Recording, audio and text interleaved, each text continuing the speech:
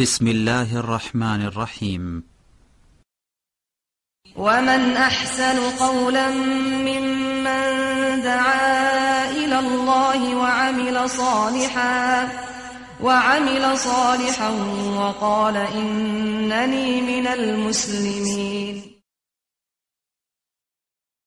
الذي خلقكم من نفس واحدة وخلق منها زوجها وبث منهما رجالا كثيرا ونساء واتقوا الله الذي تساءلون به والأرحام إن الله كان عليكم رقيبا يا أيها الذين آمنوا اتقوا الله وقولوا قولا سديدا يصلح لكم أعمالكم ويغفر لكم ذنوبكم ومن يطع الله ورسوله فقد فاز فوزا عظيما أما بعد فإن خير الحديث كتاب الله وخير الهدي هدي محمد صلى الله عليه وسلم وشر الأمور محدثاتها وكل محدثة بدعة وكل بدعة ضلالة وكل ضلالة في النار.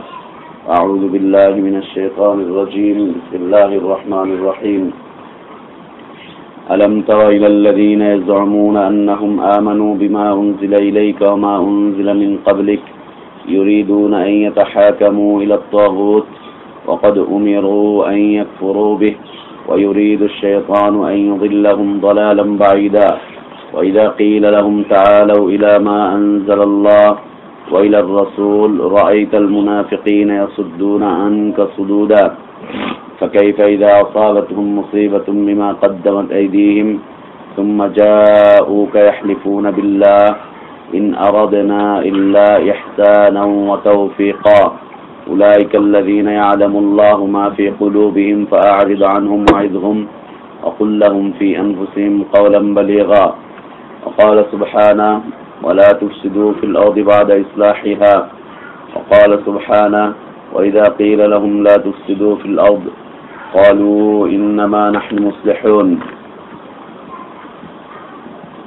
সমস্ত প্রশংসা একমাত্র কেবলমাত্র শুধুমাত্র আল্লাহ রব্বুল আলামিনের জন্য, যিনি আমাদেরকে মুসলিম করে সৃষ্টি করেছেন, যিনি আমাদেরকে হেদায়েতের পথে বিশুদ্ধ হেদায়েত দান করেছেন, যিনি আমাদেরকে হেদায়েতের উপরে টিকে থাকার জন্য দ্বীনি তালিমি মাজলিসে বসার জন্য তৌফিক দান করেছেন। আলহামদুলিল্লাহ।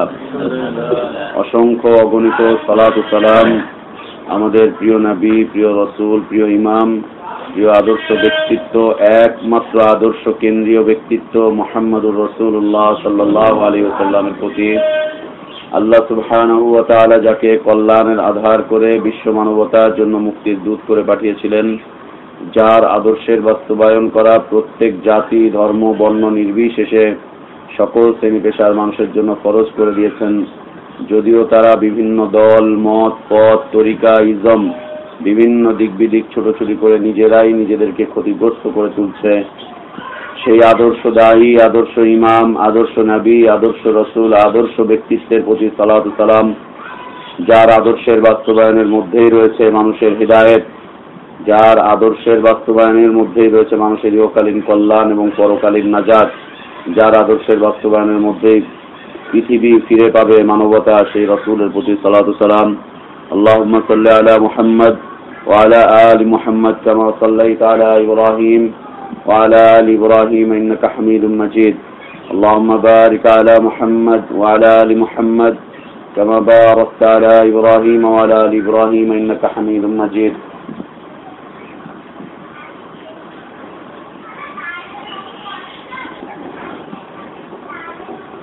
الحمد لله. আল্লাহ তাবারক ওয়া তাআলার অসংখ্য প্রশংসা যে তিনি আমাদেরকে ঈমান বিধ্বংসী বিষয়গুলো জানার মতো তৌফিক করে দিচ্ছেন। এমন কিছু বিষয়, এমন কিছু আমল, এমন কিছু কথা, এমন কিছু বিশ্বাস, এমন কিছু কর্মকাণ্ড যেগুলো মুসলিমের মাধ্যমে ঘটে গেলে মুসলিম আর ঈমানের মধ্যে থাকবে না, যেগুলো মুসলিমের মাধ্যমে প্রকাশিত হয়ে গেলে মুসলিম আর মুমিন থাকবে না, মুওয়াহহিদ থাকবে না। যে সমস্ত কর্মকাণ্ডগুলো ঘটে গেলে সেই ব্যক্তি আর আল্লাহর নিরাপত্তায় থাকবে না, সে ব্যক্তির সম্মান আর থাকবে না। এমন কিছু কর্মকাণ্ড যা হয়তো বাহ্যিকভাবে প্রকাশ পাবে না, কিন্তু সে তার অন্তরের ভিতরে লালন করবে। এই অন্তরের মধ্যে লালন করার কারণে তার বাহ্যিকতা থাকবে হয়তো বা মুসলিম, কিন্তু আত্মিকভাবে এই লোকটা আর মুসলিম থাকবে না, সে হয়ে যাবে মূর্তি পূজক। সে মূর্তি পূজক হয়ে যাবে, সে কাফের হয়ে যাবে, সে বেদিন হয়ে যাবে, সে মুশরিক হয়ে যাবে, সে ইসলামের দায়রা থেকে বের হয়ে চলে যাবে।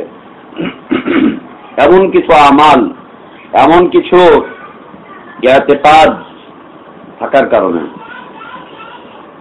অথবা এমন কিছু বক্তব্য থাকার কারণে আমরা এ পর্যন্ত জেনে আসছিলাম যে মানুষ মূর্তি পূজক হয় দুই ভাবে, একটা হচ্ছে প্রকাশ্য আর একটা অপ্রকাশ্য ভাবে। প্রকাশ্য মূর্তি পূজক আর একটা হচ্ছে অপ্রকাশ্য মূর্তি পূজক। প্রকাশ্য মূর্তি পূজক হচ্ছে আমরা যা দেখতেই পাচ্ছি, পীরকে কেন্দ্র করে বাড়াবাড়ি, হুজুরকে কেন্দ্র করে বাড়াবাড়ি, ইমামকে কেন্দ্র করে বাড়াবাড়ি, তরিকা খানকাগুলোকে কেন্দ্র করে বাড়াবাড়ি, বিজাতীয় মতাদর্শগুলোকে আমদানি করা, তাদের পদাঙ্ক অনুসরণ করে চলা, গায়রুল্লাহর ইবাদত করা, গায়রুল্লাহর নামে নজর মান্নত নিয়াজ এগুলো পেশ করা, এগুলো হচ্ছে প্রকাশ্য বাড়াবাড়ি, প্রকাশ্য শিরক, প্রকাশ্য মূর্তি পূজার শামিল। এগুলো মুসলিম করলেও মূর্তি পূজা আর অমুসলিম করলেও এটা মূর্তি পূজা, যেই করুক এটা মূর্তি পূজা, যেই করুক। এই বিষয়টা এখান থেকে উম্মাত বেঁচে থাকাটা হচ্ছে সহজ। এদেশে অসংখ্য পীর আছে, কিন্তু এদেশের অধিকাংশ মানুষ পীরের মুরিদ নয়। অধিকাংশ মানুষ পীরের মুরিদ নয়। অসংখ্য নেতা আছে, কিন্তু অসংখ্য নেতার আনুগত্যকারী এদেশের মানুষ অসংখ্য মানুষ নয়, সামান্য কিছু সংখ্যক। অসংখ্য দল মত পথ তরিকা আছে, কিন্তু সবাই হুমড়ি খেয়ে তার মধ্যে পড়ে গিয়েছে। বিষয়টা এমন নয়, বিষয়টা এমন নয়। তার কারণ মানুষ একটু ভালো মন্দ বাজ বিচার করতে চেষ্টা করে, তবে সমস্যা হচ্ছে মন্দের ভালোতে গিয়ে এরপরে আবার আর এক গর্তের মধ্যে পড়ে যায়। মন্দের ভালোতে গিয়ে মুদ্রার এ পিঠ না ও পিঠ, এই দেশে এই দল ভালো না ওই দল ভালো, এই দল ইসলাম বিদ্বেষী আর ওই দল হচ্ছে ইসলামপন্থী, অতএব এইখানে না গিয়ে ওইখানে চলে যায়, এই কুয়ার পানি না খেয়ে ওই পচা কুয়ার পানি না খেয়ে আর একটু ভালো কুয়ার পানিটা খাই। ভালো কুয়াটা কি একই, ওইখান থেকে লাইন দেওয়া আছে। এ হচ্ছে বিষয়। এগুলো থেকে মানুষ বেঁচে থাকতে পারে। প্রকাশ্য শিরক, প্রকাশ্য মূর্তি পূজা, প্রকাশ্য গায়রুল্লাহর ইবাদত, এগুলো থেকে অসংখ্য মানুষ বাঁচতে পারে। কিন্তু অপ্রকাশ্য বিষয়টা হচ্ছে অত্যন্ত জটিল, যা দেখা যাচ্ছে না, যা বোঝা যাচ্ছে না, কিন্তু মানুষ ইতিকাদি ভাবে সেটাকে লালন করছে তার এই সিনার ভিতরে, বিশ্বাসগত ভাবে সেটাকে সে লালন করে বেড়াচ্ছে। বিশ্বাসগত ভাবে বিশ্বাসটা তার এমন যে বিশ্বাস দিয়ে সে একটা কিছু লালন পালন করে বেড়ায়, কিন্তু তার বাহ্যিক আমল আর এক রকম, তার মুখে মৌখিক বক্তব্য আর এক রকম। এই যে ভিতরে যেটাকে লালন পালন করে বেড়ায়, আল্লাহ রাসূল সাল্লাল্লাহু আলাইহি ওয়াসাল্লাম এটাকে দাজ্জালের ফিতনার চাইতেও কঠিন ফিতনা হিসেবে আখ্যায়িত করেছেন। দাজ্জালের ফিতনার চাইতেও কঠিন ফিতনা, তাই না? আমরা তাই বলে আসছিলাম না হাদিসের প্রমাণ দিয়ে, যে ফিতনা হচ্ছে দাজ্জালের ফিতনার চাইতেও কঠিন। দাজ্জাল যখন পৃথিবীতে আসবে, প্রকাশিত হয়ে যাবে, ও যখন ওর দাওয়াত চালাবে, অসংখ্য মানুষ ওর পিছনে পিছনে যেতে থাকবে। মুমিনরা মুশরিক হয়ে যাবে, কাফের হয়ে যাবে, মুসলিমরা মুমিন মুশরিক হয়ে যাবে, মুসলিম কাফের হয়ে যাবে। কিন্তু অনেক মানুষ আবার বেঁচেও থাকতে পারবে তার এই ফিতনা, যারা জেনেছে, পড়েছে, বুঝেছে, তারা আবার বেঁচেও থাকতে পারবে, বেঁচে যাবে দাজ্জালের ফিতনা থেকে। অকাতরে জীবন বিলিয়ে দিবে, কিন্তু দাজ্জালের ফিতনার মধ্যে তারা পড়বে না। এই ফিতনা থেকে বেঁচে থাকা সম্ভব, দাজ্জালের ফিতনা থেকে। আল্লাহ আমাদেরকে সেই তৌফিক দান করেন, আল্লাহ আমাদেরকে দাজ্জালের ফিতনা থেকে হেফাজত করেন। আল্লাহ রাসূল সাল্লাল্লাহু আলাইহি ওয়াসাল্লাম সাহাবীদেরকে শিখিয়েছিলেন যে প্রত্যেক সালাতেই যেন তারা আল্লাহর কাছে দাজ্জালের ফিতনা থেকে বাঁচার জন্য দোয়া করে। আল্লাহুম্মা ইন্না নাউযু বিকা মিন আযাবিল কবর ওয়া নাউযু বিকা মিন আযাবিল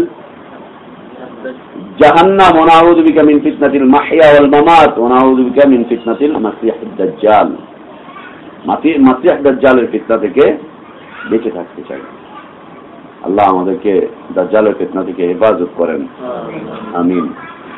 এই দাজ্জালের ফিতনা চাইতেও কঠিন ফিতনা হচ্ছে যেটাকে মানুষ গোপন করে রেখে দেয়, গুপ্ত শিরক, অপ্রকাশ্য শিরক। অপ্রকাশ্য শিরক, তার মধ্যে হতে 2-3টে বিষয় আলোচনা চলে গেল। একটা হচ্ছে দুনিয়ার জন্য দিনকে ব্যবহার করা, দুনিয়ার জন্য দিন। ও চায় দুনিয়া কামাই করতে, সাইনবোর্ড লাগিয়েছে আলহাজ অমুক তমুক সাহেব। ও চায় দুনিয়া কামাই করতে, এই জন্য লাগিয়ে রেখেছে মুফতি অমুক সাহেব। ও চায় দুনিয়া কামাই করতে, এই জন্য লাগিয়ে রেখেছে আল্লামা অমুক। দুনিয়া কামাই করতে চায়। ওর টার্গেট হচ্ছে দিনকে বিক্রি করে দুনিয়া কামাই করো। একটা বড় ফিতনা। এই শ্রেণীর মানুষকে দিয়ে আল্লাহ সুবহানাহু ওয়া তাআলা জাহান্নামের আগুনকে সর্বপ্রথম প্রজ্বলিত করবেন। প্রথম আগুন জ্বালাবেন যারা দিনকে দিয়ে দুনিয়া কামাই করতে চায়, দিনকে দিয়ে দুনিয়া কামাই করতে চায়। আল্লাহ আমাদেরকে হেফাজত করেন এই শ্রেণীর মানুষের থেকে।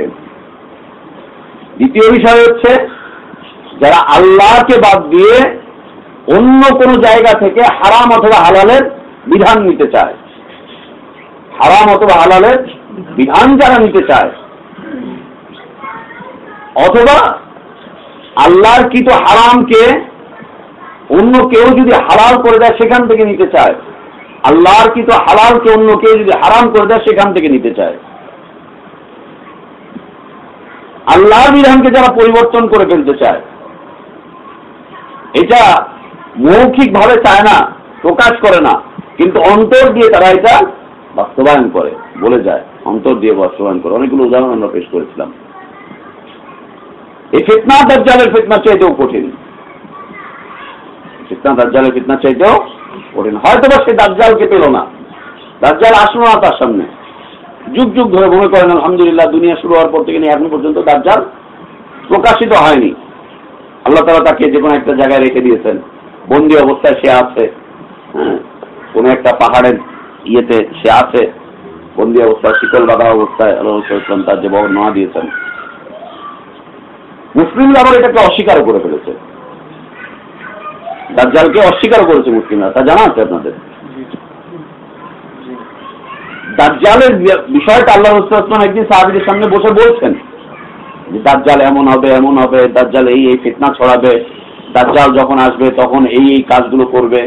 আল্লাহ রাসূল সাল্লাল্লাহু আলাইহি ওয়াসাল্লাম বলছেন। বলা শেষ হয়ে গেছে, সকালবেলা তামিম দারি রাদিয়াল্লাহু আনহু, সহিহ মুসলিম হাদিস রয়েছে, তিনি এসে তার বর্ণনা দিচ্ছেন যে ইয়া রাসূলুল্লাহ, আমি সফর করে আসছিলাম নদীপথে, হঠাৎ করে আমি আমার দিক হারিয়ে ফেলি। দিক হারিয়ে যেতে যেতে যেতে যেতে নদীর মধ্যেই একটা টিলার মধ্যে চলে যাই, পাহাড়ি একটা এলাকায় চলে যায় নদীর মধ্যেই। ওখানে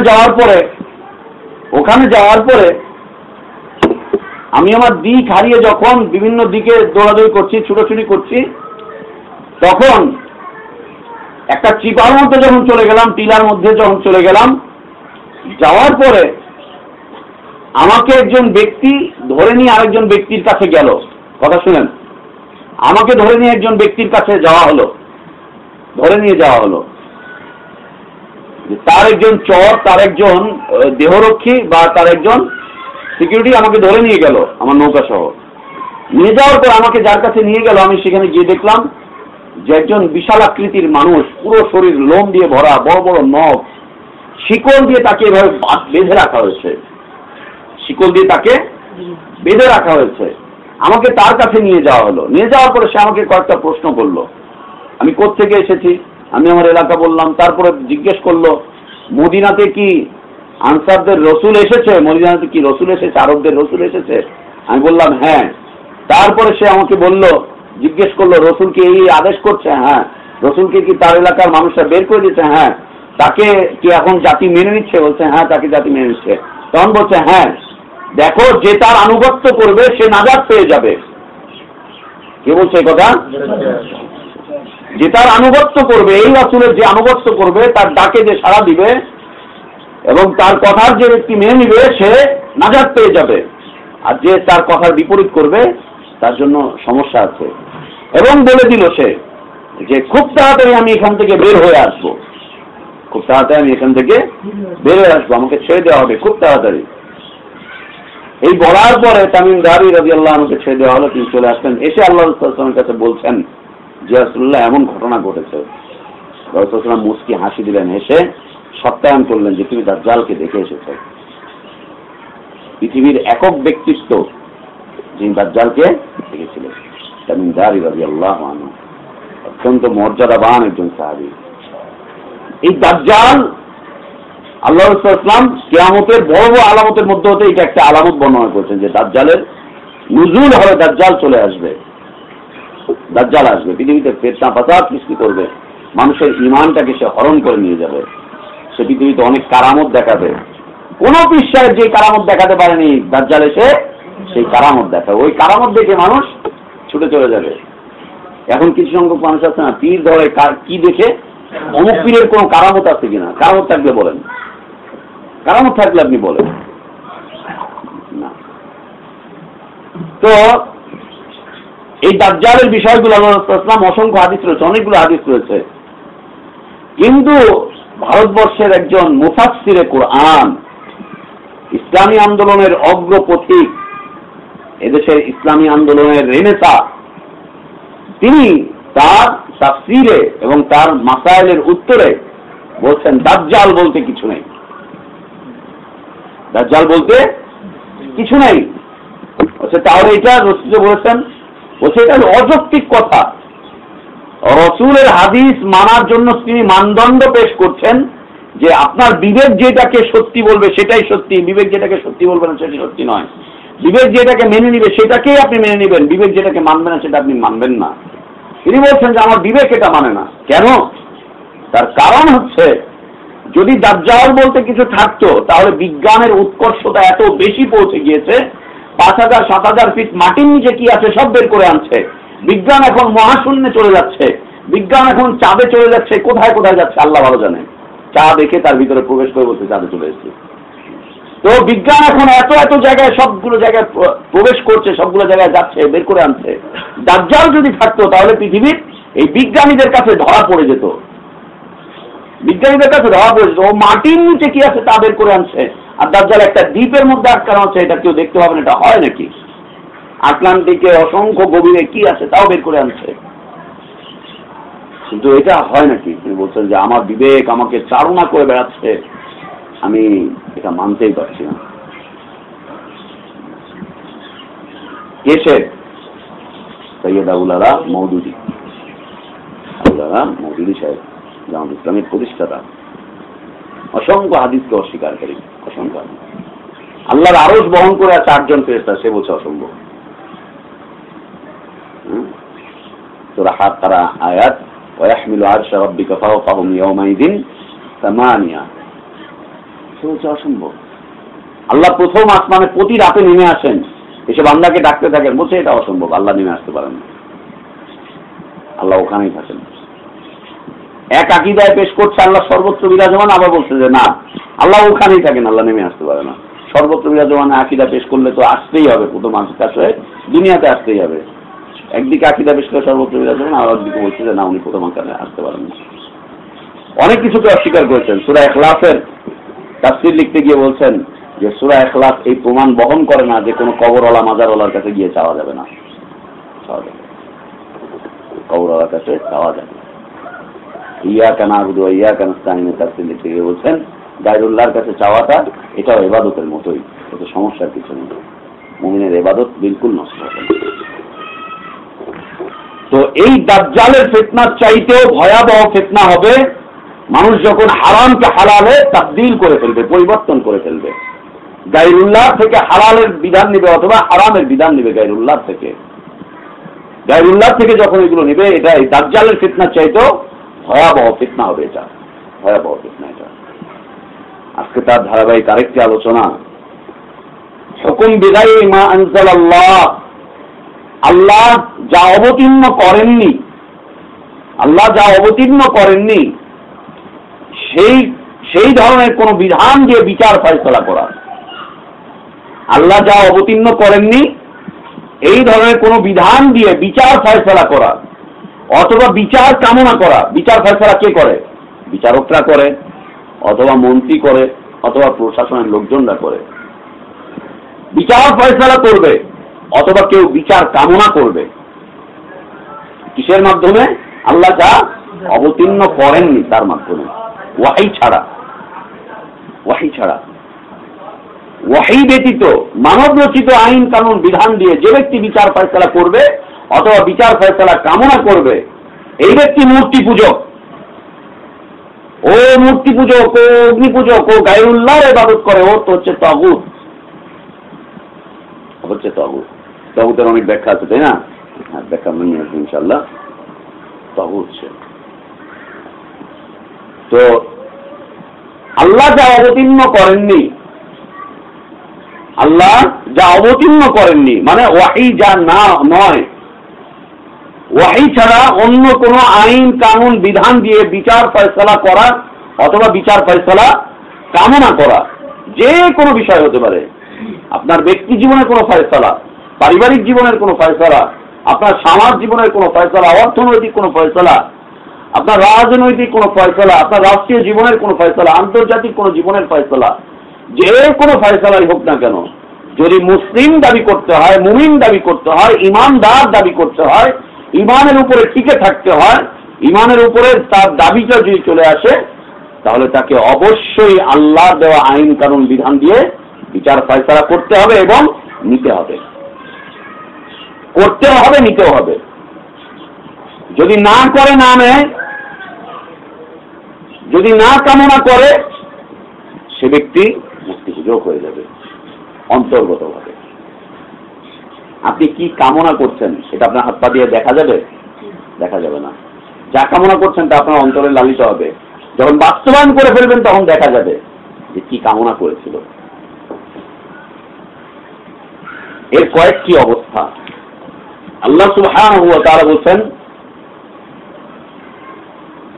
যে মান লাম ইয়াহকুম বিমা আনজালাল্লাহু ফাউলাইকা হুমুল কাফিরুন, মান লাম ইয়াহকুম বিমা আনজালাল্লাহু ফাউলাইকা হুমুল ফাসিকুন, মান লাম ইয়াহকুম বিমা আনজালাল্লাহু ফাউলাইকা হুমুজ জালিমুন।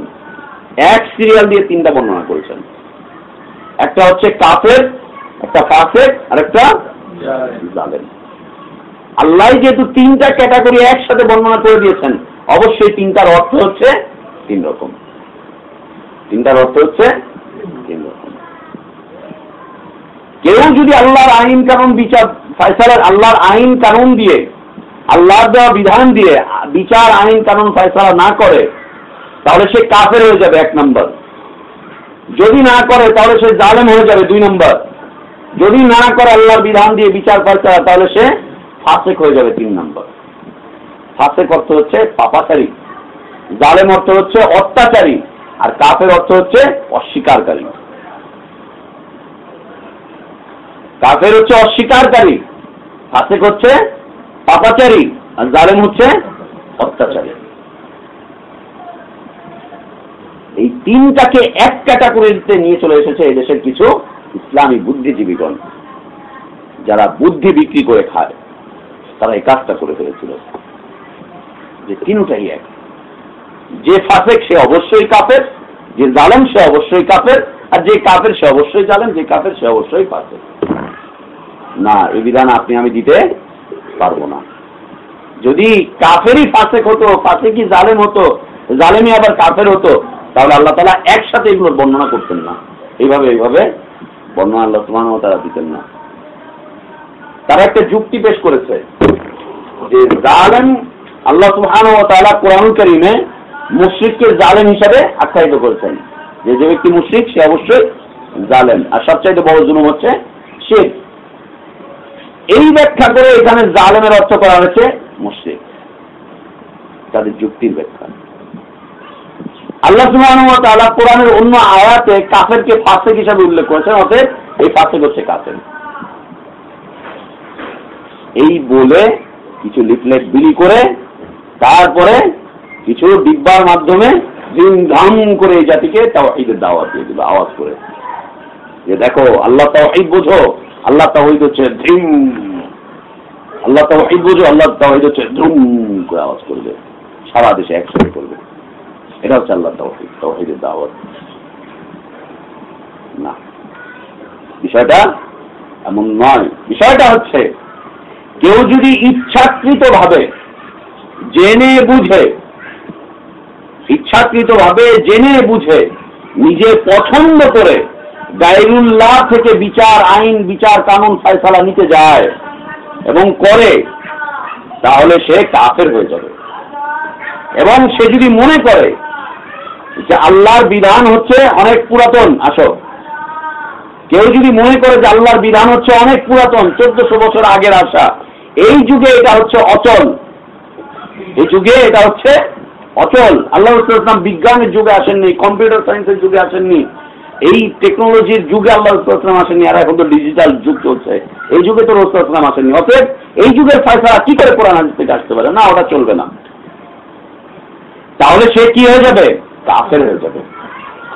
কারণ সে আল্লাহর বিধানের উপরে মানব রচিত বিধানকে প্রাধান্য দিচ্ছে এবং আল্লাহর বিধানকে সে অস্বীকার করছে, অস্বীকার করে ফেলছে আল্লাহর বিধানকে। আল্লাহর বিধানকে অস্বীকার করা, অন্য বিধানকে পছন্দ করে নেওয়া, আল্লাহর বিধানকে অকেজো মনে করা আর অন্য বিধানকে সে সদর মনে করা, অন্য বিধানকে মেনে নেওয়া, এটা হচ্ছে কাফের হওয়ার আলামত। সে কাফের হয়ে যাবে, স্পষ্ট একদম কাফের হয়ে যাবে। যা চলছে আমাদের দেশে, যা চলছে, এর ফয়সালা কি হবে? ফয়সালার বিষয় ভিন্ন। ফয়সালা আমি আপনি আমার হাতে উঠিয়ে নিতে পারবো না। ফয়সালা আল্লাহ যা দিয়েছেন তাই হবে, আমি আপনি ফয়সালা করতে পারবো না। ফয়সালার কাজ হচ্ছে ভিন্ন। আমি আপনি শুধু বিধানটুকু জেনে রাখবো যে এর বিধানটা কি, এই করলে এটা কি হয়, ফয়সালা কি হবে সেটার বিষয় ভিন্ন। ওদের হুকুম কি হবে, ওদের বিচার কি হবে, সেটা বিষয়টা ভিন্ন।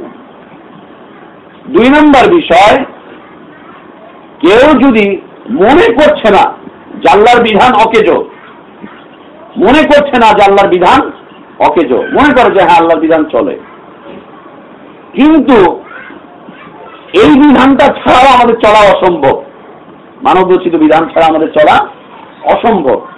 আল্লাহর বিধানটাও চলে কিন্তু এটা ছাড়া চলা অসম্ভব। আল্লাহর বিধানকে পরিচালনা করবে মানব রচিত এই বিধান।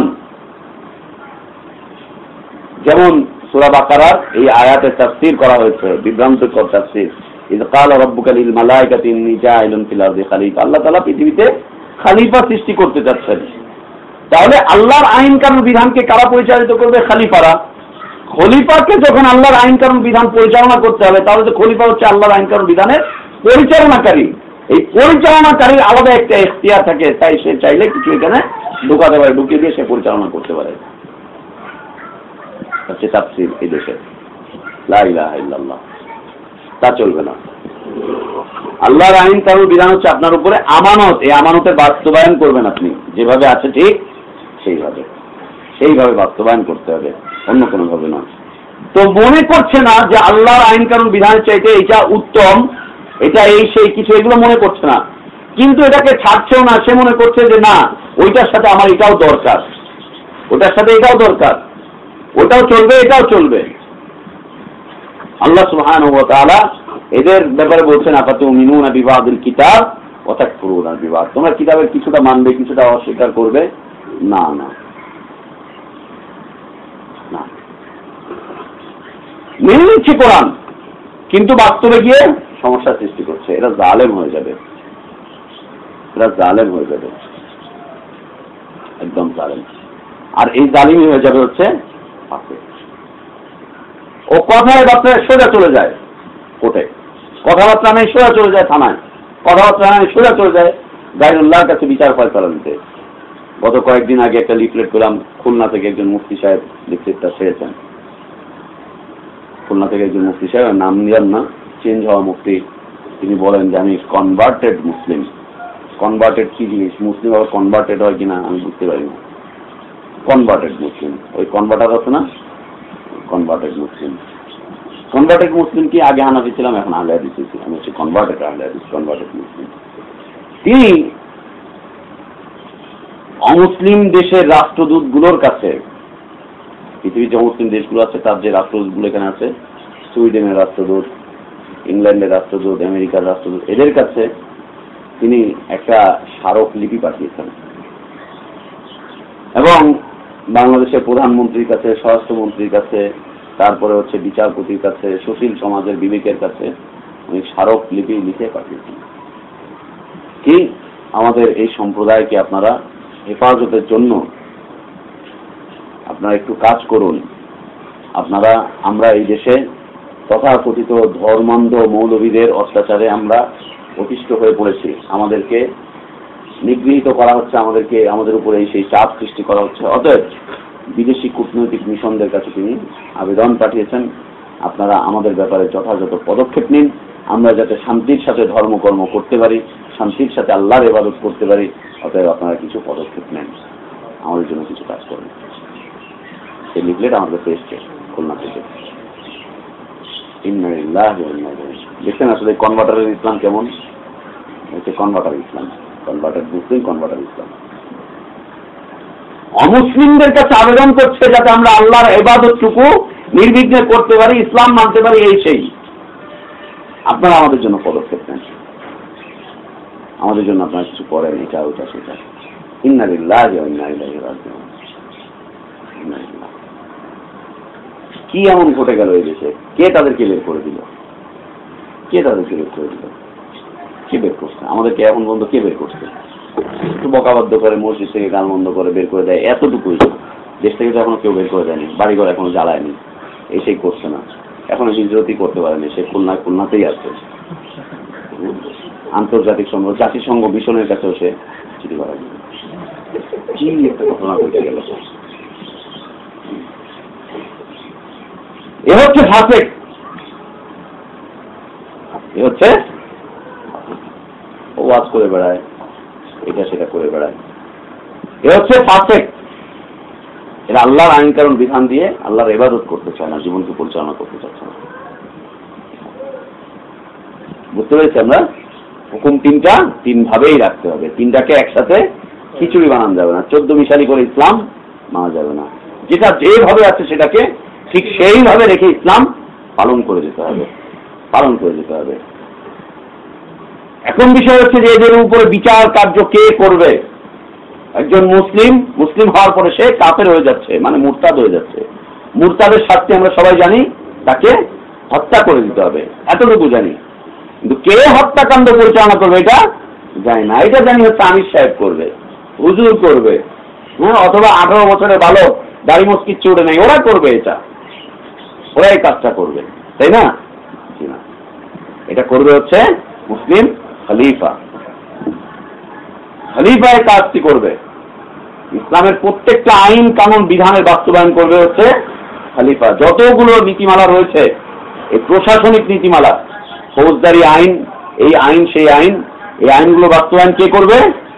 কোন হুজুরের এই অধিকার নেই, কোন ইমাম খতিবের এই অধিকার নেই, কোন আমির সাহেবের এই অধিকার নেই। এটা কাজ হচ্ছে খলিফার। খলিফা যদি কাউকে নির্ধারণ করে দেয় তাহলে সে করবে। এখন যারা এই ফাটাফাটি করলো তারা বলবে যে হ্যাঁ, আমরা তো একটা খলিফার আন্ডারে ছিলাম। তারা একটা খলিফার আন্ডারে ছিল জানেন? হ্যাঁ, সারা পৃথিবীর একজন খলিফা ছিল তাদের, চিনেন? জানেন না? আবু ঈসা তার নাম, সারা পৃথিবীর একজন খলিফা। জিজ্ঞেস করেছিলাম উনি কোন দেশের খলিফা? বলছে উনি সারা পৃথিবীর খলিফা। ওনার শুরুটা হলো কোন দেশ থেকে? বলে উনি শুরু আবার কোন দেশ থেকে? উনি হচ্ছে কুরাইশি।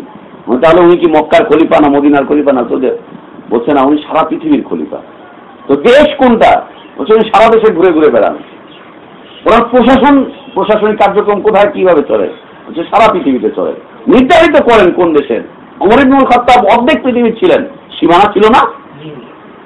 সীমানা ছিল রাদিয়াল্লাহু আনহু। না, উনি হচ্ছে জামায়াতুল মুসলিমিনের খলিফা আবু ঈসা।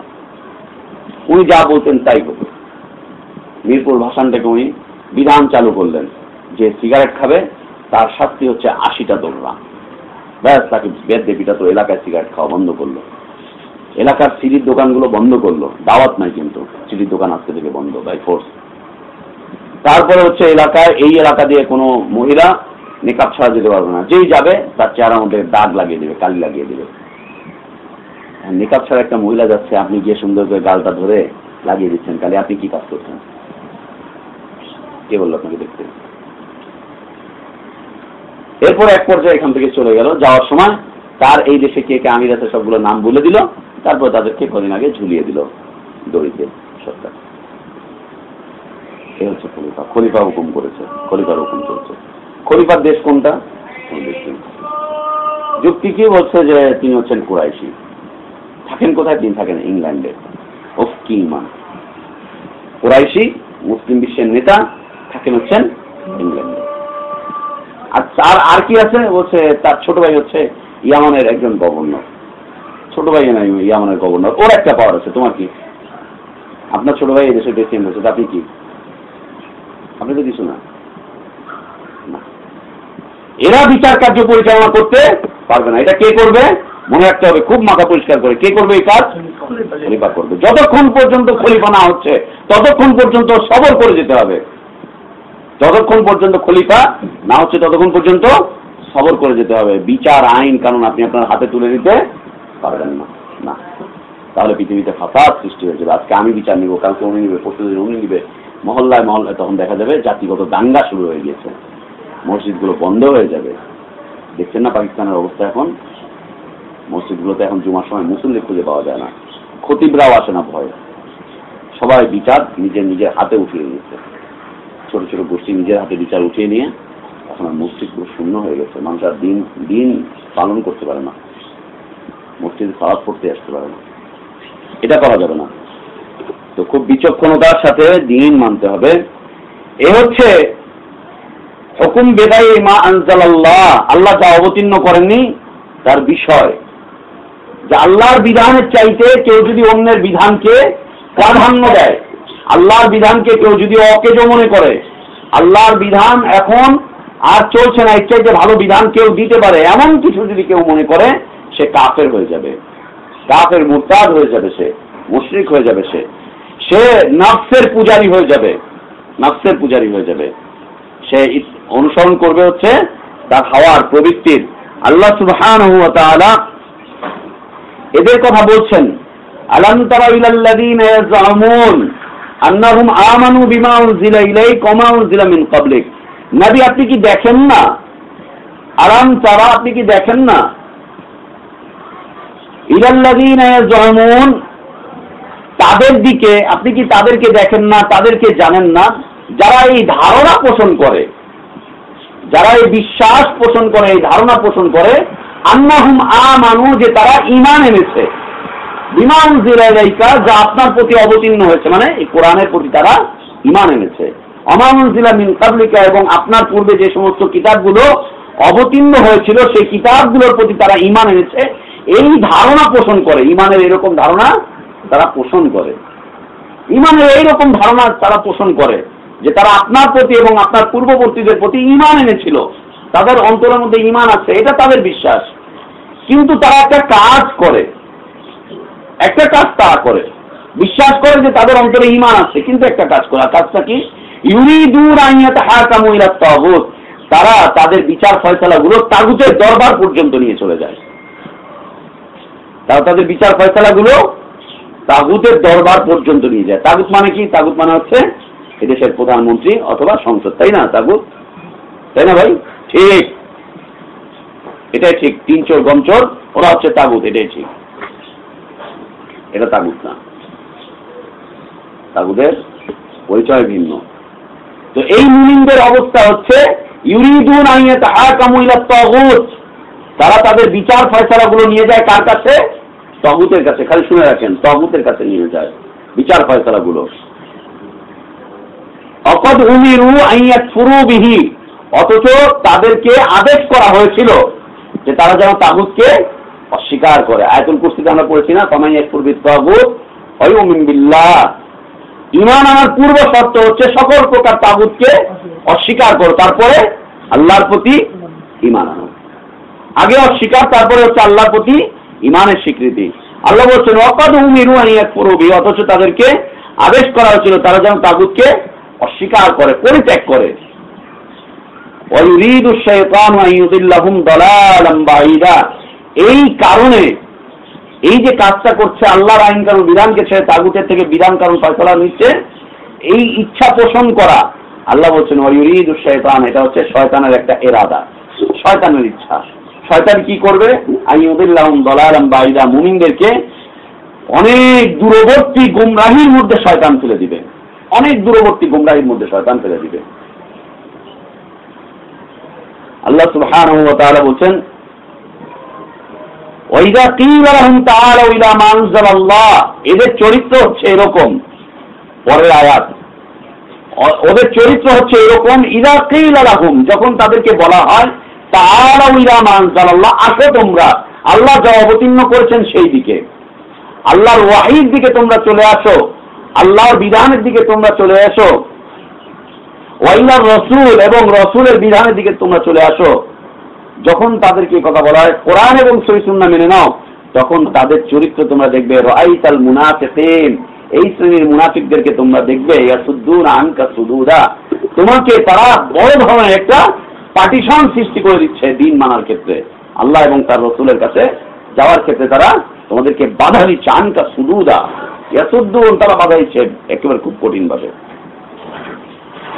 এই যে বাধা দিচ্ছে আল্লাহ এবং তার রাসূলের দিকে যাওয়ার ক্ষেত্রে, ওয়াহির দিকে যাওয়ার ক্ষেত্রে তারা বাধা দিচ্ছে, এই বাধার ব্যাপারে যদি কোনো সমস্যায় তারা পড়ে যায়, বাধা দেওয়ার কারণে যখন কোন সমস্যায় তারা পড়ে যায়, এই কিতাব রাখেন, যখন কোন সমস্যায় পড়ে যায়, ফাকাইফা ইযা আসাবাতহুম মুসিবাতুন বিমা কাদ্দামাত আইদিহিম, যখন তাদের হাতের কামাইয়ের কারণে কোন মুসিবত তাদেরকে গ্রাস করে নেয়, মুসিবতের মধ্যে যখন তারা পড়ে যায়, তখন তারা আপনার কাছে এসে হলফ করে বলতে থাকে, ইযা জাউকা ইয়াহলিফুনা বিল্লাহ, আল্লাহর নামে তারা শপথ করে আপনার কাছে এসে বলতে থাকে, ইন আরাদনা ইল্লা ইহসানা ওয়া তাওফিকা, দেখেন আমরা যে এই যে আপনার কাছে আসতে চাইনি, আমরা যে আল্লাহর বিধানটা মানতে চাইনি, এটা আসলে আমাদের অন্য কোনো উদ্দেশ্য ছিল না, আমাদের উদ্দেশ্যটা খুব সৎ ছিল, ইহসান এবং তাওফিকটাই ছিল আমাদের উদ্দেশ্য, আমাদের উদ্দেশ্য সৎ ছিল, আমরা সৎ উদ্দেশ্যে আসলে এগুলো করিনি।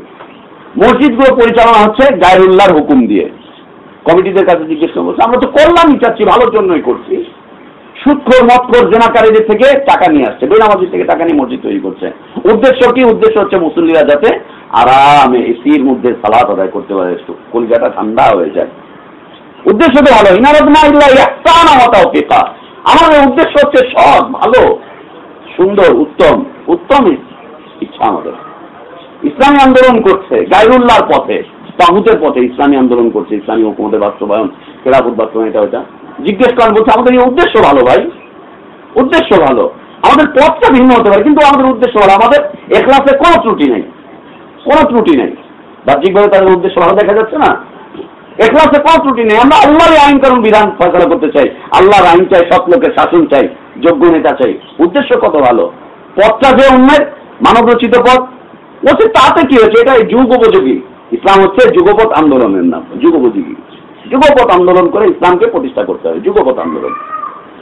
তারপরে হচ্ছে ইসলামকে প্রতিষ্ঠা করার জন্য ইসলামী শিক্ষা এবং আধুনিক শিক্ষার সমন্বয়ে নতুন আরেকটা শিক্ষা ব্যবস্থা, ইসলাম এবং আধুনিকতার সমন্বয়ে নতুন আরেকটা ইসলামী শিক্ষা ব্যবস্থা। মাশাআল্লাহ, এটা মিলল কি করে? হচ্ছে এই যুগকে তো আপনি ছেড়ে দিয়ে চলতে পারবেন না, ইসলাম হচ্ছে সব যুগের জন্য নতুন, অতএব ইসলাম আধুনিকতাকে সমর্থন করে, অতএব এই দেশে যেগুলো আছে সবগুলোকে মিলিয়ে জুলিয়ে আরেকটা নতুন খিচুড়ি ইসলাম। উদ্দেশ্য কিন্তু ভালো, কি উদ্দেশ্য? দিন শিখাতে চাই, দিন শিখাতে চাই। কয়েকদিন আগে আমাদের বাংলা স্কুলে ধর্মীয় শিক্ষিকা নিয়োগের একটা আসলো, ধর্মীয় শিক্ষিকা মেয়েদের নিয়োগ নেবে। এখন একজন মাদ্রাসা পড়ুয়া, দাওরা হাদিস পড়ুয়া মেয়ে, তাকে বলা হয়েছে, সে আগ্রহী হচ্ছে, আমার সাথে এই বিষয়টা নিয়ে কথাবার্তা চললো, ভাই এখানে কি করবো করবো না, এই না সে না, না এটা কেন করবেন, বলছে উদ্দেশ্য তো ভালো, ওখানে গেলে তো ওদের কাছে কিছু ধর্মেরই কথা বলবো, আমি তো ধর্মীয় শিক্ষিকা, ধর্মীয় শিক্ষিকা, ধর্ম শিক্ষক, আমি ধর্মের ক্লাস নেবো, আমি অন্য কিছুর ক্লাস নেবো না, আর এখানে তো মেয়েরা নেই, এই ছেলেরা নেই, অসুবিধা কি? বললাম যে এটা কোন ধর্ম শিখাবা তুমি? যে কেন ইসলাম ধর্ম শিক্ষা? না, এটা তো ইসলাম ধর্ম শিক্ষা না, এটা হচ্ছে স্কুল বোর্ডের ধর্ম শিক্ষা। স্কুল বোর্ড একটা ধর্মকে নির্ধারণ করে দিয়েছে, সেই ধর্মটা এখানে শিখাতে হচ্ছে, তুমি এটাকে শিখাতে যাও কি করে? ওটা তো ওদের একটা ধর্ম, ওটা তো ওদের একটা ধর্ম। এদেশে স্কুলের ধর্ম একটা, মাদ্রাসার ধর্ম একটা, মসজিদের ধর্ম একটা, সমাজের মানুষের ধর্ম একটা, মহিলাদের ধর্ম আর একটা, নেতাদের ধর্ম আর একটা, হুজুরদের ধর্ম আর একটা, আন্তর্জাতিক ক্ষতি সম্পন্ন মুফাসসিরদের ধর্ম আর একটা, মুজাহিদদের ধর্ম আর একটা। প্রত্যেকের ধর্ম কিন্তু আলাদা, প্রত্যেকের ধর্মীয় কিতাব দেখবেন আলাদা, প্রত্যেকের ধর্মীয় কিতাব আলাদা। তো তাদের আমি বললাম যে এটা তো স্কুল শিক্ষা বোর্ডের ধর্ম, তুমি এটা পড়াতে যাও কি করে? তুমি না মাদ্রাসা পড়েছো এসে, না উদ্দেশ্য ভালো, উদ্দেশ্য ভালো। তাবলিগি ভাইরা সব কিছু নিয়ে বের হয়ে চলে যাচ্ছেন, উদ্দেশ্য কিন্তু ভালো, প্রচেষ্টা চালাচ্ছেন কোন পথে? বিগাইরি মা আনজালাল্লাহ। আল্লাহ এই তাবলীগের সিস্টেম অবতীর্ণ করেননি, এই তাবলীগের সিস্টেম আল্লাহ তাআলা অবতীর্ণ করেননি। এই সিস্টেমে তাবলীগ করা যাবে না। কিন্তু তাদেরকে জিজ্ঞেস করলে বলো যে না, আমাদের উদ্দেশ্য ভালো, সৎ উদ্দেশ্যই করছে, মানুষকে আল্লাহর দিকে ডাকছি, নামাজের দিকে ডাকছি, কত ভালো কাজ করছি ভাই, জি কত ভালো কাজ করছি আমরা, ইখলাস ভালো, নিজেরটা খাচ্ছি, নিজেরটা করছি, মানুষকে আল্লাহর দিকে ডাকছি, ফিসাবিলিল্লাহ কাজ করছি, উদ্দেশ্য তো ভালো, কিন্তু আল্লাহ যে অবতীর্ণ করেননি, আল্লাহ যে অবতীর্ণ করেননি, ইসলামী আন্দোলনের এই পথ যে আল্লাহ তাআলা অবতীর্ণ করেননি, ইসলামের দাওয়াতের এই পথ যে আল্লাহ তাআলা অবতীর্ণ করেননি, যে বোমা মেরে ইসলামের দাওয়াত দিতে হবে, এটা যে আল্লাহ তাআলা করেননি, না উদ্দেশ্য ভালো। ইন আরাদনা ইল্লা ইহসানা ওয়া তাওফীকা। তাদের এই বক্তব্যের কারণে শয়তান তাদেরকে অনেক দূরের গুমরাহিতে নিয়ে ফেলে দিলে, অনেক দূরের গুমরাহিতে। এই গুমরাহি থেকে ওরা বের হয়ে আসতে পারবে না। দেখেন না, বেরোতে পারছে না। যতই বক্তব্য করেন ওদের ঈমান ওই পথে আরো গাঢ় হয়ে যাচ্ছে। আপনাদের বিষয়টা ভিন্ন, ওদের ঈমান ওই পথে আরো গাঢ় হয়ে যাচ্ছে, অনেক দূরে চলে যাচ্ছে স্পষ্ট গুমরাহির মধ্যে। তো যখনই কোন মুসিবত চলে আসে, বিপদ আপদ চলে আসে, তখন বলে আল্লাহ আমরা তো ভালো চেয়েছিলাম, কিন্তু উল্টো হয়ে গেল তো কি করব, কল্যাণই তো চাচ্ছিলাম, উল্টো হয়ে গেল তো কি করব, কি বা করার আছে। আল্লাহ বলছেন উলাইকাল্লাযীনা ইয়ালামুল্লাহু মা ফি কুলুবিহিম। এরা হচ্ছে সেই সম্প্রদায় যাদের অন্তরে তারা যা পোষণ করে আল্লাহ সুবহানাহু ওয়া তাআলা তা সবচাইতে বেশি জানেন। ইয়ালামুল্লাহ মা ফি কুলুবিহিম, তাদের অন্তরে যা আছে আল্লাহ তাআলা সেই বিষয়ে সবচাইতে বেশি জ্ঞান রাখেন। ফাআরিদ আনহুম, আল্লাহ তাআলা এখন হুকুম করছেন ফাআরিদ আনহুম, নবী তুমি তাদের থেকে তোমার সম্পর্ককে বিচ্ছিন্ন করে নাও। তুমি তাদের থেকে তোমার সম্পর্ককে বিচ্ছিন্ন করে নাও। যারা ওয়াহী মানে না তাদের সাথে সম্পর্ক ব্যক্তিগতভাবে বিচ্ছিন্ন করার জন্য আল্লাহ তাআলা মুসলিমদেরকে আহ্বান করছেন নবীর আহ্বানের মাধ্যমে। যারা আল্লাহর আইন কানুন বিধান ফয়সালাকে মানে না, স্বেচ্ছায় সন্তুষ্টির সাথে, তাদের থেকে প্রথমত আগে সম্পর্ককে বিচ্ছিন্ন করে নাও। এই দেশে যত মত পথ আছে সবগুলোর সাথে আগে সম্পর্ককে বিচ্ছিন্ন করে নিতে হবে। যদিও আপনার বাবা, যদিও আপনার মা, যদিও আপনার দাদা, চাচা, খালু, যদিও আপনার পাড়া পড়শি, ওস্তাদ, এইটা ওইটা সেটা, আগে সম্পর্ককে বিচ্ছিন্ন করে নিতে হবে। এই সম্পর্ক কোন সম্পর্ক? দ্বীনি সম্পর্ক, রক্তের সম্পর্ক নয়। বুঝতে ভুল করা যাবে না। বাবার সাথে আপনি সম্পর্ক ছিন্ন করবেন, আজকে গাট্টি গুট্টি সব নিয়ে বের হয়েছে, বাবা তোমার সাথে আমি কাইটা নিলাম, যাও। জি না, এই কিসিমের ছেলে পেলে আছে, বাপের তালাক দিয়ে চলে আসে, ভাই বাপরে তালাক দিয়ে চলে আসছে, বাহ কি ইমান, বাপরে তালাক দেয়, বাপ মা সব তালাক দিয়ে চলে আসছে, মাশাআল্লাহ কি ইমান। কিসের কারণে? আল্লাহ ওয়ালা ওয়াল বারা। হাদিসও আছে, যুক্তি আছে, তাদের কাছে দলিলও আছে। আল্লাহ কত পাগল যে আল্লাহ তারা দেখান। আল ওয়ালা ওয়াল বারা করেছে বাপের সাথে, সব সম্পর্ক ছিন্ন করে দিয়েছে। রক্তের সম্পর্ক সে কাফের হলেও আল্লাহ তাআলা টিকিয়ে রাখতে বলেছেন, ধরে রাখতে বলেছেন। রাসূল ধরে রেখেছিলেন তার রক্তের সম্পর্কগুলো ধরে রাখতে হবে। কিন্তু দ্বীনি সম্পর্ক, এতদিন যে একসাথে আদর্শ মানতেন, এতদিন যে তাদের সাথে চালচলন ছিল, কথাবার্তা ছিল, দ্বীনি কথাবার্তা, সেগুলো থেকে আরিদ আনহুম, বর্জন করেন তাদের থেকে সম্পর্ক। আগে বর্জন, দ্বিতীয় ধাপে হচ্ছে তাদেরকে ওয়াজ নসিহত করেন, দ্বিতীয় ধাপে তাদেরকে তাবলীগ করেন। আগে নিজেকে সরিয়ে আনেন, নিজেকে সেট পয়েন্ট আগে নিয়ে চলে আসেন যে আমার ঈমান যাতে নষ্ট না হয়। ফাআরিদ আনহুম ওয়াইযহুম, এরপর আপনি তাদেরকে নসিহত করেন, তাবলীগ করেন, দাওয়াত দেন। ওয়াকুল লাহুম ফি আনফুসিহিম কাওলান বালিগা, এবং তারপরে তাদেরকে আপনি কথাবার্তা বলতে থাকেন, খুব অন্তর দিয়ে, হৃদয় নিংড়ানো কথাবার্তা তাদেরকে বলতে থাকেন, আবেগ দিয়ে, অনুভূতি দিয়ে, দলিল দিয়ে তাদেরকে হৃদয় নিংড়ানো ভাবে কথাবার্তা বলতে থাকেন। কিন্তু আগে সম্পর্ককে ছিন্ন করেন। আল্লাহ তাআলা বলছেন আমার সাল্লামি রাসূল ইল্লা লিয়ুতা বিইذনিল্লাহ। আল্লাহ তাআলা যত নবী রাসূলদেরকে পাঠিয়েছেন এই জন্যই পাঠিয়েছেন যে তারা যেন আল্লাহর হুকুম অনুযায়ী সবকিছুকে পরিচালনা করে, আল্লাহর আনুগত্য করে। তো যারা এই কাজটা করবে তারা তাদের ধারণায় মুমিন থাকবে, কিন্তু অরিজিনালি তারা কোন পথে পরিচালিত হবে? শয়তানের পথে, এবং সুদূর গুমরাহির মধ্যে তারা পড়ে যাবে, সুদূর গুমরাহির মধ্যে তারা পড়ে যাবে। এই শ্রেণীর মানুষকে যখন আপনি বলবেন যে ভাই আপনি ফাসাদ সৃষ্টি করেন না তো এইভাবে, ইসলামের নামে ফাসাদ সৃষ্টি করেন না, ইসলামের নামে নতুন পথের উদ্ভাবন করেন না, এই সেই সৃষ্টি করতে যেন না আপনি, আমাদের মধ্যে এই বিচ্ছিন্নতা সৃষ্টি করতে যেন না আপনি, তখন তারা বলবে যে ইন্নামা নাহনু মুসলিহুন, আমরা হচ্ছি সংস্কারবাদী, আমরা হচ্ছি সংস্কারবাদী। ওই যাকিলা লাহুম, আল্লাহ সুবহানাহু ওয়া তাআলা তাদের পরিচয় তুলে ধরেছেন যে এক শ্রেণীর মানুষ রয়েছে যারা বলে আমরা ঈমানদার, আসলে তারা ঈমান নয়। মিনান নাস মান ইয়াকুলু আমান্না বিল্লাহি ওয়া বিল ইয়াউমিল আখির ওয়া মা হুম বিমুমিনিন, যারা বলে আল্লাহর প্রতি ঈমান এনেছে, আখিরাতের প্রতি ঈমান এনেছে, আল্লাহ বলছেন তারা মুমিন নয়। ইখাদিউনাল্লাহ ওয়াল্লাযীনা আমানু, তারা ধোঁকা দেয় মানুষকে, ঈমানদারদেরকে, আল্লাহকে। তারা নিজেরাই ধোঁকার মধ্যে পড়ে যায়।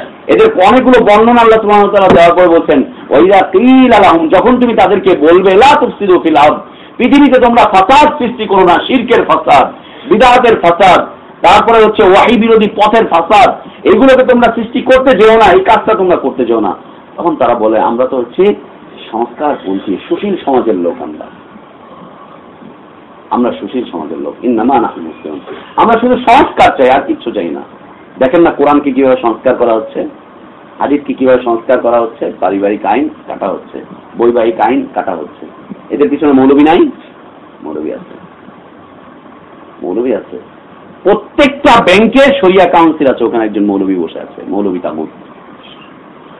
প্রত্যেকটা দলের কাছে শরিয়া বোর্ড আছে, প্রত্যেকটা দলের ওইখানে একজন করে হেড অফ ডিপার্টমেন্ট আছে, হেড অফ দ্য ডিপার্টমেন্ট, মৌলবী সাহেব, বড় দাড়ি পাগড়ি নিয়ে বসে আছেন। উনি হালালকে হারামে পরিবর্তন করছেন, হারামকে হালালে পরিবর্তন করছেন না। চলেন চলেন, তাজ্জব হওয়ার মতো বিষয়। কমিউনিস্ট পার্টি যাদের মূল বিষয় হচ্ছে নাস্তিকতা, আল্লাহ বলতে কিছু নেই, তাদের ওইখানেও মৌলবী আছে। দেওবন্দ পাস, হাটহাজারী পাস মৌলবী সাহেব আছে তাদের ওইখানে। আপনার পত্রপত্রিকায় দেখবেন, আমি যখন আগে বাতিল রাজনীতি করতাম তখন আমাদের সাথে এদের সাথে খুব যোগাযোগ ছিল, আল্লাহ হেফাজত করেছেন, খুব যোগাযোগ ছিল। ওরাও মৌলবীদেরকে নিয়ে বসিয়ে রেখেছে। তারা বলছে নাস্তিকতাই হচ্ছে ইসলাম, নাস্তিকতাই হচ্ছে ইসলাম। যেমন আরেকজন মুফাসসির সাহেব ইয়েতে চট্টগ্রামে তাফসীরের মধ্যে বলছে গণতন্ত্রই তো ইসলাম। কে বলছে ইসলামে গণতন্ত্র নেই? ইসলামই প্রথম গণতন্ত্রের কথা বলে। দলিল কি? দলিল হচ্ছে সূরাতুশ শুরার আয়াত ওয়া আমরুহুম শুরা বাইনাহুম। আল্লাহ বলছেন তোমরা পরস্পরের সাথে পরামর্শ করে দিনী বিষয়ে কাজ করো, এটাই তো গণতন্ত্র। আমরুহুম শুরা, আমরা ওইখানে গিয়ে তো পরস্পরের সাথে পরামর্শ করে একটা আইনকে পাশ করি। তোমাকে আইন পাশ করার হুকুম কে দিল? পরামর্শ করে আইন পাশ করে গায়রুল্লাহ। লা ইলাহা ইল্লাল্লাহ, লা ইলাহা ইল্লাল্লাহ। এটাই তো ইসলাম, ওইটাই তো ইসলাম, এটাই ইসলাম, ওইটাই ইসলাম। সবকিছু যারা সমাজতন্ত্রের আন্দোলন করে, ওই যে চেয়ে ছবি লাগিয়ে ঘুরছে, ওদের সাথে কথাবার্তা বলে দেখেন। তোমাদের এই আন্দোলনের প্রবর্তককে বলছে আমিরুল মুমিনিন খলিফাতুল মুসলিমিন উমর ইবনুল খাত্তাব রাদিয়াল্লাহু আনহু। তিনি সমাজ বিপ্লবের নেতা, তিনি এই কাজ করেছিলেন, আমরা তার মানুষ। আর কিছু সাহাবীর আবু যর গিফারি রাদিয়াল্লাহু আনহু, আবু হুরায়রা রাদিয়াল্লাহু আনহু, এনাদের কিছু উদ্ধৃতি তারা তুলে ধরে বলছেন এটাই ইসলাম, এটাই ইসলাম, এটাই তো ইসলাম দিয়েছে, আমরা ইসলামী আন্দোলন করছি। লা ইলাহা ইল্লাল্লাহ। জি না। তো এদেরকে যখন বলবেন তারা বলবে আমরা সমাজ সংস্কার করছি, আমরা সংস্কারবাদী নেতা। আমাদের দেশে আছে না সুশীল সমাজ, সুশীল সমাজ সংস্কারবাদী নেতা, এটা ওইটা। সুশীল সমাজ কাকে বলে? সুশীল সমাজ কাকে বলে? কে বলতে পারবে? সুশীল সমাজ কাকে বলে? ভালো নাপিতকে সুশীল সমাজ বলে, ভালো নাপিত। শীল একটা গোষ্ঠী আছে হিন্দুদের, জানা আছে? শীল গোষ্ঠী, ওদের কাজ কি? মাথা কামানো, চুল কাটা। সুশীল, ভালো নাপিত। লা ইলাহা ইল্লাল্লাহ। যাক, ওইদিকে না যাই। এদেরকে যখন বলা হয় যে তোমরা ফাসাদ সৃষ্টি করো না, ফাসাদ বলতে আমরা এর আগের অধ্যায়ে পড়েছিলাম যে ফাসাদ মানে হচ্ছে শিরক। ফাসাদ মানে হচ্ছে শিরক। তোমরা ফাসাদ সৃষ্টি করো না, বলছে আমরা হচ্ছে সংস্কারপন্থী। আল্লাহ সুবহানাহু ওয়া তাআলা বলছেন যে তাদেরকে বলে দাও লা তুফসিদু ফিল আরদি বা'দা ইসলাহিহা। দেখো তোমরা সংস্কার হয়ে যাওয়ার পরে, তোমরা শুধরে যাওয়ার পরে আবার ফাসাদের পথে চলে এসো না। আল্লাহ তোমাদেরকে ঈমানের আলো দিয়েছেন, আল্লাহ তোমাকে দ্বীনের আলো দিয়েছেন, হেদায়েতের আলো দিয়েছেন, আল্লাহ তাওহীদের আলো দিয়েছেন। এটা পাওয়ার পরে তোমরা আবার ফাসাদের পথে চলে এসো না। আল্লাহ সুবহানাহু ওয়া তাআলা বলছেন আফা হুকমাল জাহিলিয়াতি ইয়াবগুন। তারা কি জাহিলি মতবাদের দিকে, ওই মাধ্যমে তারা কি তাদের হুকুম কার্যকে পরিচালনা করতে চায়? আমান আহসানু মিনাল্লাহি হুকমান লিকাওমিন ইউকিনুন। আল্লাহর চাইতে উত্তম ফয়সালাকারী আর কে আছে? যদি তারা বুঝতো। যদি তারা চিন্তাশীল জাতির জন্য আল্লাহ চাইতে উত্তম ফয়সালাকারী আর কে আছে? আল্লাহ রাসূল সাল্লাল্লাহু আলাইহি ওয়াসাল্লামের সময়ের ঘটনা, দুটি বর্ণনা একটা এখানে আছে। একটা হচ্ছে জাল, আর একটা হচ্ছে মোটামুটি ভাবে গ্রহণ করা যায়। প্রথম বিষয়টা হচ্ছে জাল, যে দুইজন মানুষের মধ্যে বিবাদ হয়ে গেল, ঝগড়া হচ্ছিল। একজন বলছিল যে চলো আমরা মুহাম্মদের কাছে যাই, ইহুদি এবং মুসলিমের মধ্যে ঝগড়া হচ্ছে, বলছে চলো আমরা মুহাম্মদের কাছে যাই। এই বক্তব্য করলো ইয়াহুদি, মুহাম্মদের কাছে যাই, কারণ মুহাম্মদ সাল্লাল্লাহু আলাইহি ওয়াসাল্লাম ঘুষ নেয় না। আর পাশাপাশি আরেকজন বলছে যে না, আমরা মুহাম্মদের কাছে নয়, চলো আমরা যাই অমুক একজন গণকের কাছে। এই কথা বলছে হচ্ছে একজন মুসলিম। ইয়াহুদি বলছে যে চলো মুসলিমের রাসূলের কাছে যাই, আর মুসলিম বলছে চলো আমরা গণকের কাছে যাই, ঠাকুরের কাছে যাই এই বিচারটা ফয়সালা করতে, কারণ ঠাকুর সে হচ্ছে সুদ ঘুষ গ্রহণ করে। এই বর্ণনাটা হচ্ছে একদম জাল, যে তারা এরপরে গিয়ে ঠাকুরের কাছেও গেল না, মুহাম্মদ সাল্লাল্লাহু আলাইহি ওয়াসাল্লামের কাছেও গেল না, ওমর ইবনুল খাত্তাব রাদিয়াল্লাহু আনহুর কাছে গেল। যাওয়ার পরে ওমর ইবনুল খাত্তাব শুনলেন, শোনার পরে তাকে কেটে ফেললেন। এই বর্ণনাটা হচ্ছে জাল। পরে যে বর্ণনাটা মোটামুটি ভাবে হাসান পর্যায়ে আসে, যে দুইজন ব্যক্তির মধ্যে বিবাদ হয়েছিল, এরা কেমন ছিল তা বলা যাচ্ছে না। দুইজন ব্যক্তির মধ্যে বিবাদ আসলো, এরা মুসলিম ছিল বলেই মনে হচ্ছে, কাফের ছিল বলে মনে হচ্ছে না। তো এদের মধ্যে একজন বলল যে আমরা কাব বিন আশরাফের কাছে যাব, আরেকজন বলছে যে আমরা মুহাম্মদ সাল্লাল্লাহু আলাইহি ওয়াসাল্লামের কাছে যাব। একজন বলছে মুহাম্মদ সাল্লাল্লাহু আলাইহি ওয়াসাল্লাম থেকে বিচার ফয়সালা নিব, আরেকজন বলছে ইয়াহুদি নেতা কাব বিন আশরাফের কাছে যাব, তার থেকে আমরা বিচার ফয়সালা নিব। দুইজনের এই বিবাদ চলার মধ্যে এরপরে গিয়ে তারা সম্মত হলেন যে ঠিক আছে, কাব বিন আশরাফের কাছেও যাওয়া হবে না, রাসূল সাল্লাল্লাহু আলাইহি ওয়াসাল্লামের কাছেও যাওয়া হবে না, চলো যাই আমরা মুহাম্মদ ওমর ইবনুল খাত্তাবের কাছে যাই। এবং তারা গিয়ে বলছেন যে আমাদের মধ্যে এই বিষয়টি নিয়ে বিবাদ চলছিল, আমরা প্রথমে সম্মত হয়েছিলাম মুহাম্মদ সাল্লাল্লাহু আলাইহি ওয়াসাল্লামের কাছে যাব, তারপরে আবার সম্মত হলাম কাব বিন আশরাফের কাছে যাব, কিন্তু কারো কাছেই আমরা যেতে রাজি না, আমরা এই বিচারটি নিয়ে এসেছি আপনার কাছে এসেছি। ওমর ইবনুল খাত্তাব জিজ্ঞেস করলেন, তোমাদের এই বিষয়টি কি সত্য? তোমরা মুহাম্মদ সাল্লাল্লাহু আলাইহি ওয়াসাল্লামের কাছে যেতে চেয়েছিলে কিন্তু যাওনি, বিষয়টা সত্য? বলছে হ্যাঁ, বিষয়টা সত্য। ওমর ইবনুল খাত্তাব রাদিয়াল্লাহু আনহু তিনি বাসায় গেলেন, বাসা থেকে গিয়ে তরবারি বের করে এনে যে ব্যক্তি এই কাজটি করেছিল তাকে তিনি আঘাত করে হত্যা করে দিলেন। সেই মুসলিম ব্যক্তি যে বলেছিল মুহাম্মদ সাল্লাল্লাহু আলাইহি ওয়াসাল্লামের কাছে যাওয়া যাবে না, তার ফয়সালা নেওয়া যাবে না, ওমর ইবনুল খাত্তাবের থেকে আমরা ফয়সালা নিব, তাকে তিনি হত্যা করে দিলেন। এটা ছিল সাহাবীর ঈমানের পরিচয়। এবং তখন তিনি এই কাজটি করেছেন, সেই সময়টা ছিল ইসলামী খেলাফতের সময়। রাসূল সাল্লাল্লাহু আলাইহি ওয়াসাল্লাম ছিলেন তখন খলিফা। তার সময় ওমর ইবনুল খাত্তাব হচ্ছেন রাসূল সাল্লাল্লাহু আলাইহি ওয়াসাল্লামের প্রধান সেনাপতি, তার দায় দায়িত্বও ছিল, অনেকগুলো বিষয়ও ছিল। তো আল্লাহর আইন কানুন বিচার ছাড়া অন্য কোনো জায়গায় গিয়ে যদি কেউ বিচার ফয়সালা নিতে চায়, সে তার দাবিতে ইমানদার হতে পারে, কিন্তু সে তার দাবির উপরে সে ইমানদার থাকবে না, সে মূর্তি পূজক হয়ে যাবে। আসেন, বিষয়টা হচ্ছে, একটা বিষয় বাকি ছিল যে তাগুত কাকে বলে। তাগুত শব্দের অর্থ হচ্ছে সীমা লঙ্ঘনকারী। তাগুত শব্দের অর্থ কি? সীমা লঙ্ঘনকারী। আপনারা এই যে খালি জুমার মধ্যে শুনি, 10 নম্বরে গেলেও শুনি, আর হাতেমবাগে গেলেও শুনি খালি তাগুত, তাই না? তাগুত শুনতে অবস্থা খারাপ হয়ে গেল। তাগুত মানে হচ্ছে সীমা লঙ্ঘনকারী। আল্লাহ সুবহানাহু ওয়া তাআলা পানিকেও তাগুত বলেছেন। সূরা হাক্কার একটি আয়াত রয়েছে, ইন্না লাম্মা তাগাল মাউ হামালনাকুম ফিল জারিয়া। পানি যখন তাগুত হয়ে গেল, তাহলে এখন তো পানিকে নিয়ে ফাঁসিতে ঝুলাতে হবে। পানি তাগুত হলো কেন? না, বিষয়টা এরকম না। পানি তার নির্ধারিত সীমানা সে অতিক্রম করলো, কার হুকুমে? আল্লাহর হুকুমে। তো সীমা লঙ্ঘনকারীকে তাগুত বলা হয়। শরীয়ী পরিভাষায় তাগুত কাকে বলে? শরীয়ী পরিভাষায় তাগুত হচ্ছে আল্লাহ ছাড়া যত কিছুর ইবাদত করা হয়, সেটা বিধানের ক্ষেত্রে হোক, আইনের ক্ষেত্রে হোক, ইবাদতের ক্ষেত্রে হোক, মেনে নেওয়ার ক্ষেত্রে হোক, আনুগত্যের ক্ষেত্রে হোক, হালাল হারামের ক্ষেত্রে হোক, তারপর দুনিয়ার এবং দিন পরিচালনার ক্ষেত্রে হোক, যে কোনো ক্ষেত্রে হোক, আল্লাহ ছাড়া যার ইবাদত করা হয়, যত কিছুর ইবাদত করা হবে, সে মালাইকা হতে পারে, সে নবী রাসূল হতে পারে, সে পীর মুর্শিদ হতে পারে, সে মাটি হতে পারে, পাথর হতে পারে, গাছ হতে পারে, সে চন্দ্র হতে পারে, সূর্য হতে পারে, যারই ইবাদত করা হয় সে হচ্ছে কি? যারই ইবাদত করা হোক আল্লাহ ছাড়া, সে হচ্ছে কি? তাগুত।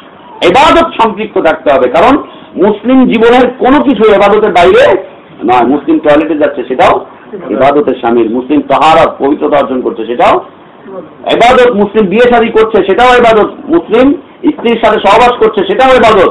বাচ্চা পয়দা করছে, সেটাও ইবাদত। বাচ্চাকে লালন পালন করছে, সেটাও ইবাদত। সে ব্যবসা বাণিজ্য করছে, ওটাও ইবাদত, যদি আল্লাহর বিধানকে সে মেনে নেয়। যদি মেনে নেয়, এই প্রত্যেকটাই হচ্ছে ইবাদত।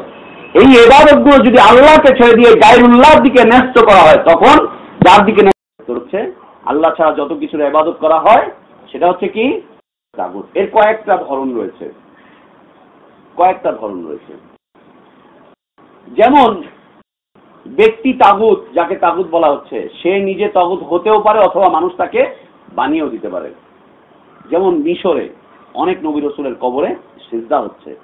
মিশরে আমরা যে চ্যানেলে এগুলো দেখতে পাচ্ছি, অনেক নবী রাসূলের কবরে সিজদা হচ্ছে, ইবাদত হচ্ছে। নবী রাসূলরা কি এই জন্য এসেছিলেন? এই জন্য আসেননি। এবং তারা এই কথা বলেন উনি, কিন্তু আজকে তাদের ইবাদত করে তাদেরকে তাগুতের স্থানে বসিয়ে দেওয়া হয়েছে, কারণ এটা আল্লাহ ছাড়া গায়রুল্লাহর ইবাদত। নবী রাসূল এই ক্ষেত্রে আল্লাহর কাছে মাপ পেয়ে যাবেন, কিন্তু যারা করছে তারা আটকে যাবে। সূরা নিসার একেবারে শেষের দিকে ঈসা আলাইহিস সালাতু ওয়াস সালামের বক্তব্য কিয়ামতের দিন। ইয ক্বালাল্লাহু ইয়া ঈসা ইবনে মারইয়াম আনতা কুলতা লিন-নাস ইত্তাখিযুনি ওয়া উম্মি ইলাহাইনি মিন দুনিল্লাহ ক্বালা সুবহানাক। আল্লাহ সুবহানাহু ওয়া তাআলা কিয়ামতের দিন বলবেন যে, ঈসা, তুমি কি মানুষকে এই কথা বলেছিলে যে আমাকে ছেড়ে দিয়ে তারা যেন তোমার ইবাদত করে? তুমি কি এই কথা বলেছিলে? খ্রিস্টানরা ঈসা আলাইহিস সালামের ইবাদত করে না? ঈসা আলাইহিস সালামের ইবাদত করে। আনতা কুলতা লিন-নাস ইত্তাখিযুনি ওয়া উম্মি ইলাহাইনি মিন দুনিল্লাহ, আল্লাহকে ছেড়ে দিয়ে তোমার এবং তোমার মায়ের ইবাদত করার জন্য তুমি কি বলেছিলে?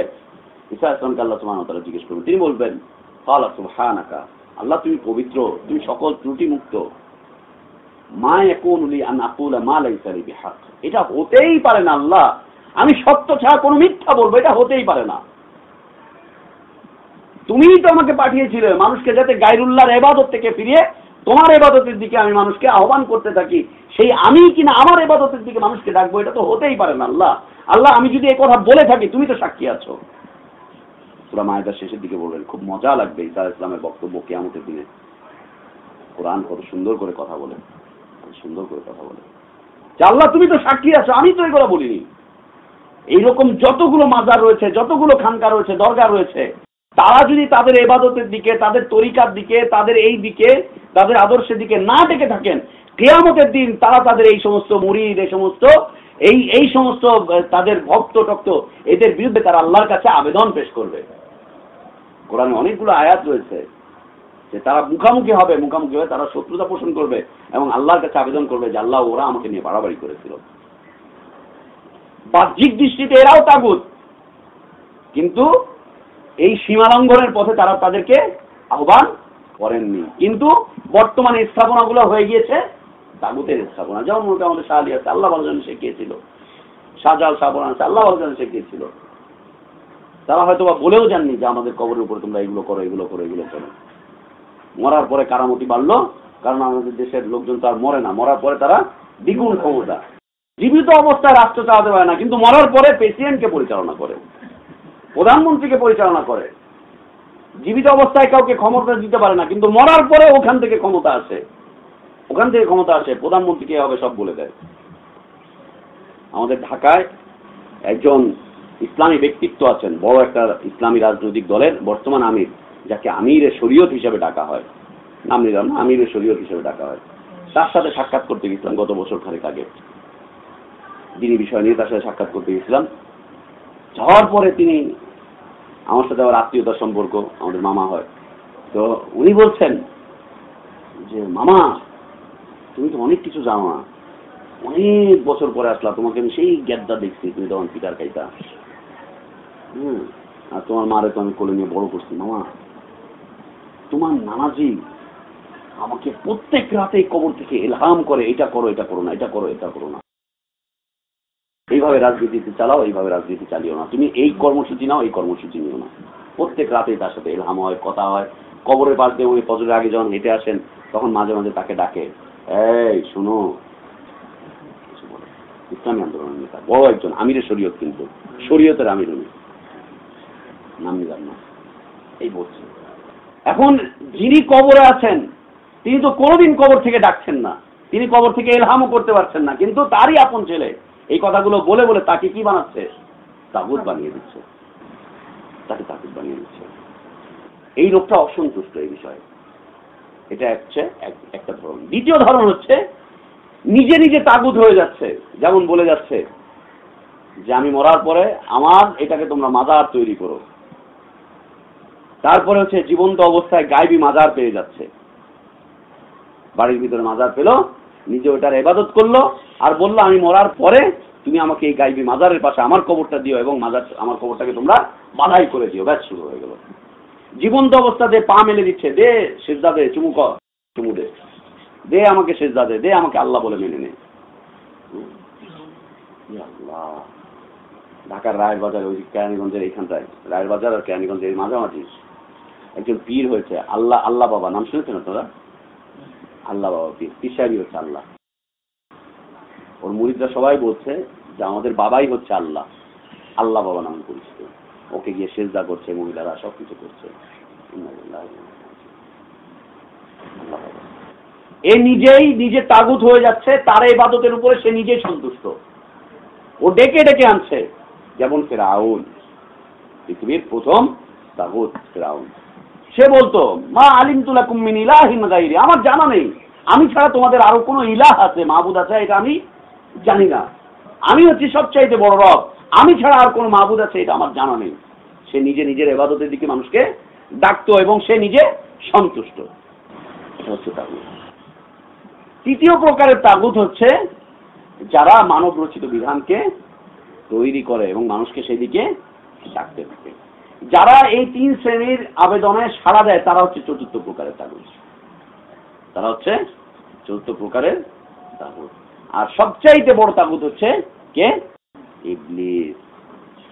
কারণ শয়তানের কারসাজিতে এই 4 প্রকার চলতে থাকে। ওয়ায়ুরিদু শাইতান আন ইউদিল্লাহুম দালালাম বাঈদা, শয়তান চায় তোমাদেরকে সুদূর প্রসারী একটা গোমরাহির মধ্যে ঠেলে দিতে। এই পথ হচ্ছে মূর্তি পূজার পথ। ওয়াহী বিরোধী পথ হচ্ছে মূর্তি পূজার পথ। যা আল্লাহ অবতীর্ণ করেননি সে পথ হচ্ছে মূর্তি পূজার পথ, সে পথ হচ্ছে কুফরির পথ, সে পথ হচ্ছে শিরকের পথ, সে পথ হচ্ছে তাওহীদের থেকে অনেক দূরে চলে যাওয়ার পথ, সে পথ হচ্ছে আল্লাহর অসন্তুষ্টির পথ। আল্লাহ তাআলা আমাদেরকে সকল প্রকার তার অসন্তুষ্টি থেকে হেফাজত করেন। আল্লাহ আমাদেরকে দ্বীনের উপরে চলার তৌফিক দান করেন। আল্লাহ আমাদেরকে আমাদের জীবনে তাওহীদের বাস্তবায়ন করার তৌফিক দান করেন। কোরআন সুন্নাহকে হুবহু মেনে নেওয়ার তৌফিক আল্লাহ আমাদেরকে দান করেন। যেভাবে আল্লাহ মানতে বলেছেন সেইভাবে মানার তৌফিক দান করেন। যেভাবে রাসূল সাল্লাল্লাহু আলাইহি ওয়াসাল্লাম মানতে বলেছেন সেইভাবে মানার তৌফিক আল্লাহ আমাদেরকে দান করেন। আল্লাহ আমাদেরকে সকল প্রকার অপব্যাখ্যা থেকে হেফাজত করেন। আল্লাহ আমাদেরকে সকল প্রকার ফিতনা ফাসাদ থেকে হেফাজত করেন। আল্লাহ আমাদের ইলমে বারাকাত দান করেন। আল্লাহ আমাদের হায়াতে বারাকাত দান করেন। আল্লাহ আমাদের রিজিকে বারাকাত দান করেন। আল্লাহ আমাদের দাওয়াতে বারাকাত দান করেন। আল্লাহুম্মা আমিন। ওয়া আখির দাওয়ানা আলহামদুলিল্লাহি রাব্বিল আলামিন। সাল্লাল্লাহু আলাইহি ওয়া সাল্লাম ওয়া বারাকা আলা নবিয়িনা মুহাম্মদ ওয়া আলা আলিহি ওয়া আসহাবিহি আজমাইন। সুবহানাকাল্লাহুম্মা ওয়া বিহামদিকা আশহাদু আল লা ইলাহা ইল্লা আনতা আস্তাগফিরুকা ওয়া আতুবু ইলাইক। আসসালামু আলাইকুম ওয়া রাহমাতুল্লাহি ওয়া বারাকাতুহু।